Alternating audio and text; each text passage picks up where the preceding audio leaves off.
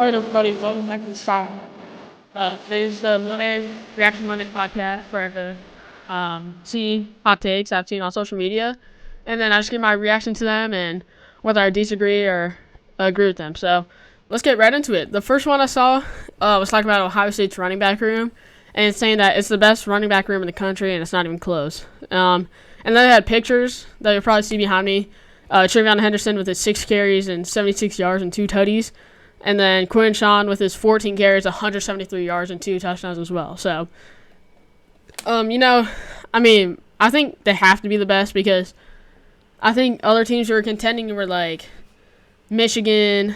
I think Michigan was really the biggest contender. Maybe Penn State as well has a good one. Georgia isn't bad, but, Ohio State just blows them out of the water. Getting Quinshon Judkins from Ole Miss really just elevates his running back room to a level that Ohio State hasn't really ever had, I don't think. And it's evident so far. We've had great guys like J.K. and Zeke, but having 2 guys that, inarguably just as high caliber as them is, crazy. They'd both be the top running backs on their respective teams this year, so having them both on the same team is crazy. They definitely have the best running back room in the country. If you disagree, then you're kind of just crazy because it's insane how much they've already done. And yes, you can say we've played cupcake teams, but, so has Ole Miss. Georgia's played some easy teams, like Tennessee Tech or whatever. So, every team's played cupcake teams, and Ohio State's still doing that against cupcake teams, and other teams aren't doing that against cupcake teams. So, you can't really use that argument. And, they're just a different type of caliber. And I have a feeling we're going to see them a lot in Ohio State's offense this year. So, yeah, they definitely have the best running back room in college football, especially right now. And then Big Ten football, they posted an image. It says Indiana Hoosiers have 202 points through their first 4 games, which is the most in the program history. And, I thought I had to react to this because at the beginning of the year, in the preseason or whatever, I had Indiana at, the 17th worst team, maybe even the worst team in the country, or in the Big Ten. So, I'm surprised, man. Their coach has been really doing good at Indiana. But they haven't really been tested either, like Ohio State. This is going to be, a lot better of a team than what we thought. Their coach, man, it's just their coach is really taking them to a different level so far. And I can tell that if the season were to end right now, I'm pretty sure that this would still be a good season for Indiana fans. So, it's great to see Indiana becoming better. The last time they were really good was when Michael Penix was there, so it's crazy to say that. But, they beat FIU 31-7. They beat Western Illinois 77-3. They played at UCLA and won 42-13. And keep in mind, UCLA, just on last Saturday, they almost beat LSU. They were playing competitive with LSU. So, you got to think about it that way as well. And they just killed UCLA. And they beat Charlotte 52-14 as well. And their quarterback, Curtis Rourke, he's 71 out of 94 for passing. He has 1,013 yards already and has 8 touchdowns and 0 picks. And their defense already has 4 interceptions already. So, yes, it's cupcakes. Yes, these teams aren't that good. But, that's impressive as crap. Already 1,000 passing yards and 8 touchdowns? Are you kidding me? That's really good stats. And their defense is playing great. They gave up, 7, 3, 13, 14. That's really good, especially for Indiana. So, we're going to have to see as the season goes on.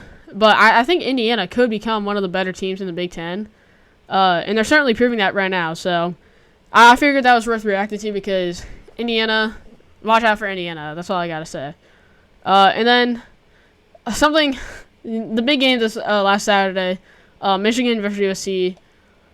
It was a close game, but Michigan beat USC. And get this, they only passed for 32 yards. So, here's some takeaways I had. 32 passing yards is crazy, so being able to beat USC like that is just insane. So, my first takeaway is that USC's defensive scheme was dumb.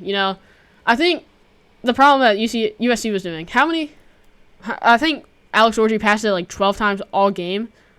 And I just don't understand why USC wasn't stacking the box almost every single play. They should be putting 5, 6, 7 guys on the line at all times. And then if Michigan has wide receivers, I'm pretty confident that USC's DBs will be able to keep up with them and if actually does throw, I'm pretty sure their DBs are able to lock up their wide receivers because, to be honest, Michigan's receivers are not good. And that allows them to just stack the box and stop the run better. USC was only rushing 4 or 5 guys and had linebackers back there and stuff. Like, get everybody in, bro. I don't know what they were doing. Yeah, yes, it's okay to have a linebacker or two in the back sometimes, but just go all out. You know they're going to run the ball.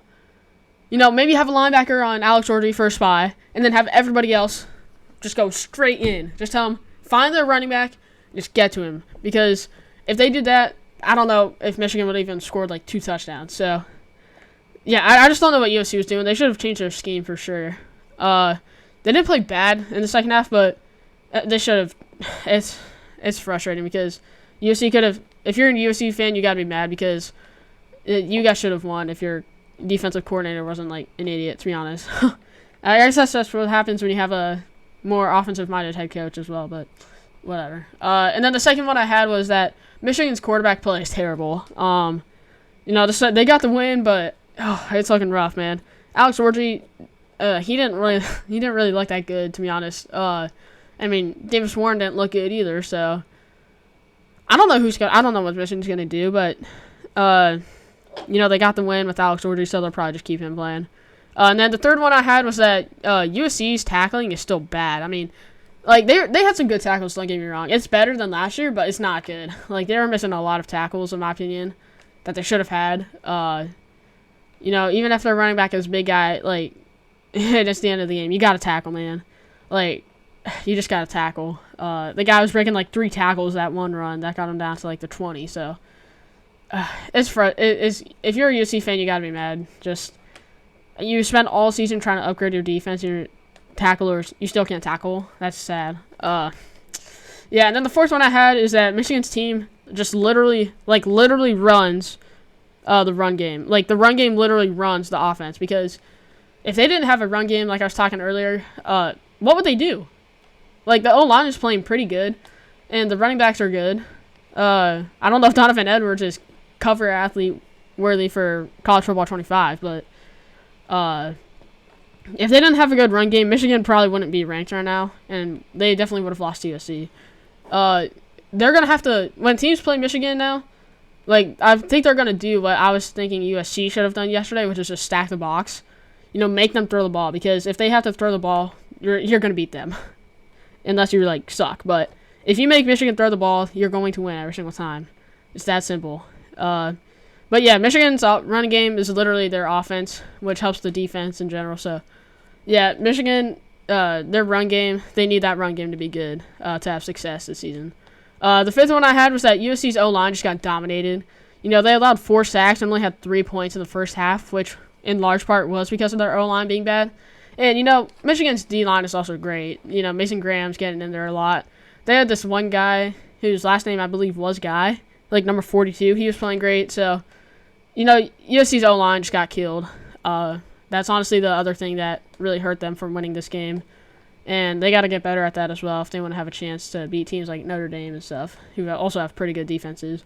And then the sixth one I had, Will Johnson left the game before it ended, so that could be a little concerning for Michigan. I believe I saw the play where he probably got injured, and it didn't look like it was too serious, but it definitely looked like he took a big hit. So if you're a Michigan fan, you got to be a little worried about that, despite the big win against UC.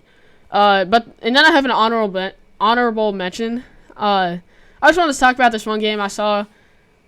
Bowling Green State, BGSU, they almost beat Texas A&M, and they only lost by 6 points. And they had a chance to tie it in the third quarter as well. So if they can win the MAC, I mean, I think they might have a legitimate chance to make the playoffs. They've dropped close ones to Texas A&M and Penn State. You know, they're going to need other teams like Boise State to maybe drop one. Maybe UNLV will probably need to lose a game or two. But if that happens, Bowling Green actually could make the playoffs, and I feel like nobody's talking about them. So I figured I'd just put that out there because it's kind of interesting to see. And Bowling Green has a pretty favorable schedule as well in the MAC that I think they can win most of their games. If they beat like Toledo and Northern Illinois, then I think they'll be able to go undefeated the rest of the season. So keep an eye out for Bowling Green. But that's the end of the Reaction Monday. I hope you guys enjoyed this, and be sure to leave a like and subscribe. if you enjoyed this podcast, and be sure to tune into the next ones. So thank you for watching, and I hope to see you guys in the next one. Bye.